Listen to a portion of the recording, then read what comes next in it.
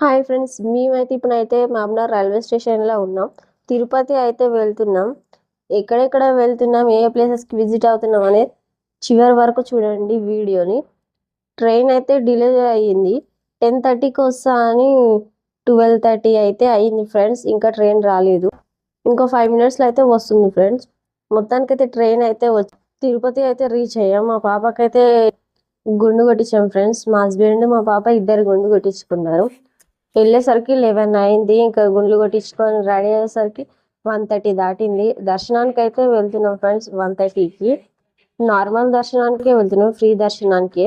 Tickets ఏం తీసుకోలేదు. 1:30కి వెళ్తే నెక్స్ట్ డే మార్నింగ్ మధ్యాహ్నం 1:30 అయింది ఫ్రెండ్స్ బయటికి వచ్చే వరకు.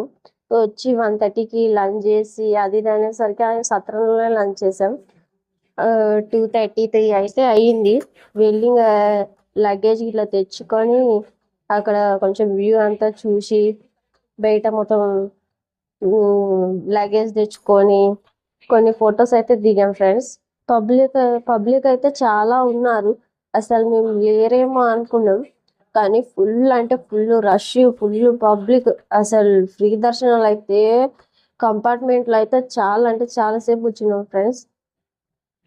మొత్తానికైతే దర్శనం అయితే చాలా అంటే చాలా బాగా జరిగింది. అసలు చూడ్డానికి అయితే 2 కళ్ళు సరిపోవట్లేదు ఫ్రెండ్స్, అంత బాగా దర్శనం జరిగింది.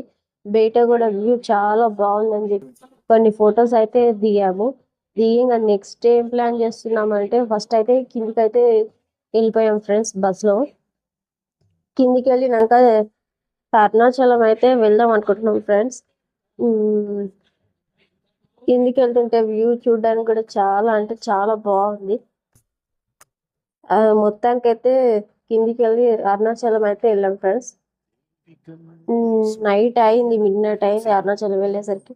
వెళ్ళి రూమ్ తీసుకొని ఫ్రెష్ అప్ అయ్యి మార్నింగ్ అయితే వెళ్ళాము గుడి దగ్గరికి. వెళ్ళి ఇంకా గిరి ప్రదక్షిణ అయితే స్టార్ట్ చేసాం ఫ్రెండ్స్. దీపం పెట్టి కొబ్బరికాయ కొట్టి గిరి ప్రదక్షిణ అయితే స్టార్ట్ చేసాం. మొత్తం 14 కిలోమీటర్స్ గిరి ప్రదక్షిణ చేసాం ఫ్రెండ్స్. ఫస్ట్ టైం వెళ్ళాం కదా ఫ్రెండ్స్, అందుకే గిరి ప్రదక్షిణ ఎప్పుడు చేయాలనేది తెలియలేదు. కానీ అందరుండి నైటే చేసింటే బాగుంటుండే అన్నారు. కానీ ఫస్ట్ టైం విజిట్ అయ్యాం కదా, అందుకే తెలియక మార్నింగ్ అయితే స్టార్ట్ చేసాం. అప్పటికే ఎండ స్టార్ట్ అయిపోయింది. అయినా పర్లేదు అని చెప్పి గిరి ప్రదక్షిణ అయితే స్టార్ట్ చేసాం.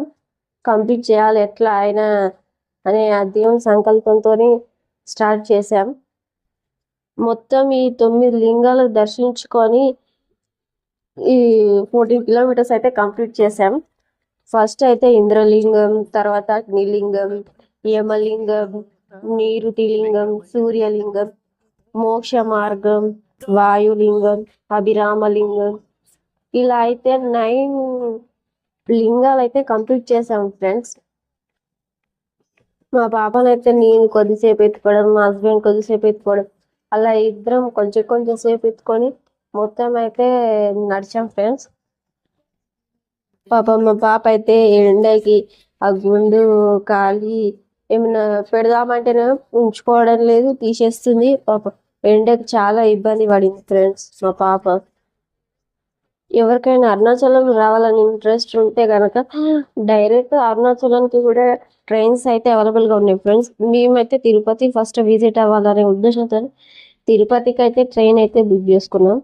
ఒకవేళ మీరు డైరెక్ట్ అరుణాచలం కావాలంటే ట్రైన్స్ అవైలబుల్గా ఉన్నాయి. మేము ఇంకా కొన్ని ప్లేసెస్కి ఒకటేసారి 4-5 ప్లేసెస్కి విజిట్ అవుదాం అన్నట్టు తిరుపతి నుంచి అలా వచ్చాం అరుణాచలంకి.